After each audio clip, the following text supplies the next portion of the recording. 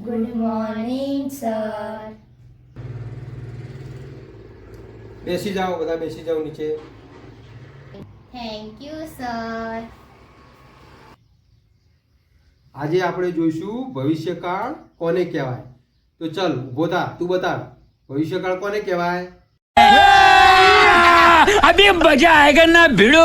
સાહેબ, આજે લિખિતમાં તમારા વધાની હવા નીકળી જશે, એને કહેવાય ભવિષ્યકાળ. હે મસ્કરીઓ કર, મસ્કરીઓ મારા વધારે એવા કાઢી મસ્કરીઓ કરે.